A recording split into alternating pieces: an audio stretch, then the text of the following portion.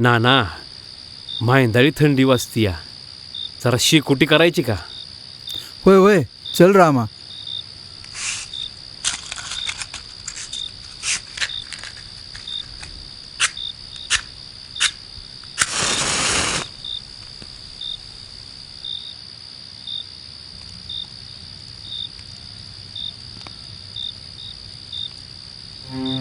काय अवस्था झाली रे रामा आपल्या गावची. काय करणार नाना, गावातलं सगळं वातावरणच बदललंय. सगळं कसं भकास भकास वाटतंय. माणसात माणूस नाही राहिला नाना. अरे माणसा बरी, जनावरं बरी, ती कोणाला त्रास तर देत नाही ती. आणि चालणाराच्या पायात पाय घालून त्याला आडवं तर करत नाही ती. नाना हां एक सांगू का? बोल की. वन खात्यानं 5-50 बिबट आपल्या गावात सोडावत. अरे नको रे बाबा, गाववाल्याच्या रक्तानं अरे त्या बिबट्याचे भलं व्हायचं नाही. काय गाव होतं आपलं, काय हिरवळ होती नाना. आज बघायला झाडगावं नाही. सावली ती तर फक्त आपलीच पडती एकमेकाव. काय करणार, आधी लोक फक्त समाजात काडी लावायची, आता जंगलांना काडी लावू लागली. आधी त्या आगीत समाज जळायचा, आता निसर्ग बी जळू लागलाय. माणसांची घरं काडी लावणाऱ्यांमुळं फुटायची, आता प्राण्यांची घरटी या वनव्यांमुळं उद्ध्वस्त झालीत बघा. अहो नाना, बिबट्या कधीतरी आला होता का आपल्या गावात? घनदाट जंगलात आयुष्य गेलं तुमचं, कवा तरी प्राण्यांनी हल्ला केलाय का हो नाना? नाही नाही नाही नाही, कवाच नाही. आम्ही लय दंगली बघितल्या, पण माणसाचा आणि प्राण्यांचा कधी वाद नाही बघितला. जेव्हापासनं जंगलं पेटायला सुरुवात झाली तेव्हापासनं भोग लागलाय सगळ्याच्या मागं. जाऊ द्या सगळं, चर्चेतून कृती झाली तर चर्चा फायद्याची असते. चला जाऊ उद्या सकाळी शाळेत आणि सांगू सगळा गावचा इतिहास. शाळेत जाऊन येऊ जरा, बघूया काय चाललंय नक्की शाळेत तरी. तर विद्यार्थी मित्रांनो, निसर्ग हा आपला मित्र असतो. त्या निसर्गाचं संवर्धन आपल्याला केलं पाहिजे. झाडं वाचली पाहिजेत, झाडं जगली पाहिजेत. आणि म्हणून प्रत्येकानं काय केलं पाहिजे की एक तरी झाड हे लावलं पाहिजे. आपण ह्या निसर्गाची जपणूक केली पाहिजे. माणसं वनवे लावतात आणि ह्या वनव्यामुळे काय होतं तर जे पशु पक्षी प्राणी आहेत हे होरपळून मरतात.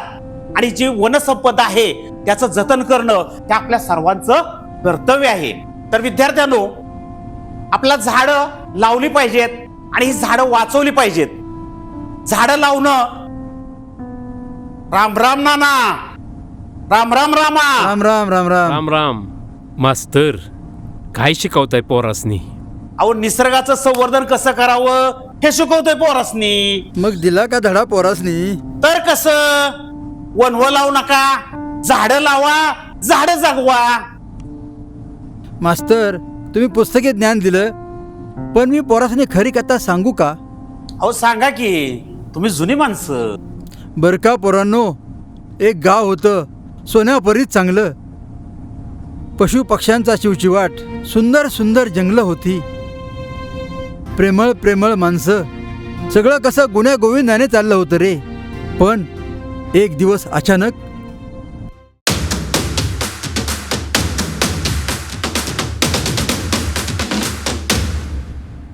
नमस्कार मंडळी हो. आपल्या गावामध्ये बिबट्या आल्यानंतर आपण कोणती काळजी घ्यावी, तसेच आपल्या जंगलाला आग लागू नये म्हणून कोणती खबरदारी घ्यावी, याबाबत आम्ही थोडक्यात आपणाला माहिती सांगणार आहोत. बघ बघ, चल निघित ना. ऐका तरी आम्ही काय म्हणतोय ती. आधी मला एक सांगा, ही जंगल कुणाचं? अहो कुणाचं काय? आपल्या सगळ्यांचं. आपलं नाही, तुमचं. अहो, तुमच्याच पूर्वजांनी जंगल वाढवलं, जगवलं, त्याचा सांभाळ केला, म्हणून तर हे जंगल आपलं आहे. साहेब, बिबट्या कुणाचा? आपल्या सगळ्यांचाच. आपला नाही, तुमचा. अहो, बिबट्या अन्न साखळीतलं संतुलन राखतो, कारण तो शक्ती, संतुलन आणि संरक्षणाचं प्रतीक आहे. ए नको शिकवा आता आम्हाला. तुझं ज्ञान पाजून झालं असलं तर चल निघित ना. हो हो, तुमच्या बिबट्याने जीव घेतलाय माझ्या लेकराचा. जीव घेतलाय.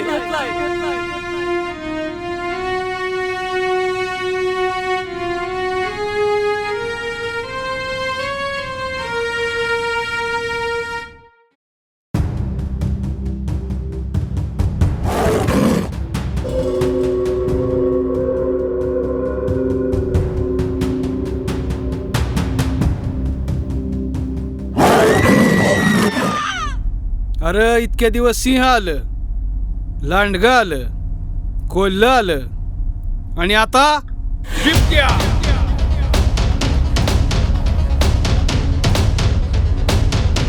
आओ सब मिलके जाते हैं जंगल, आग लगाकर करते हैं मंगल ही मंगल.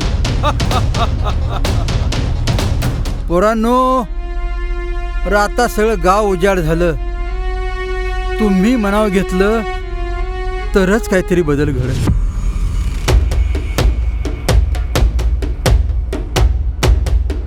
सिद्धी, सिद्धी अगं कुठं निघालीस? हे पुरी,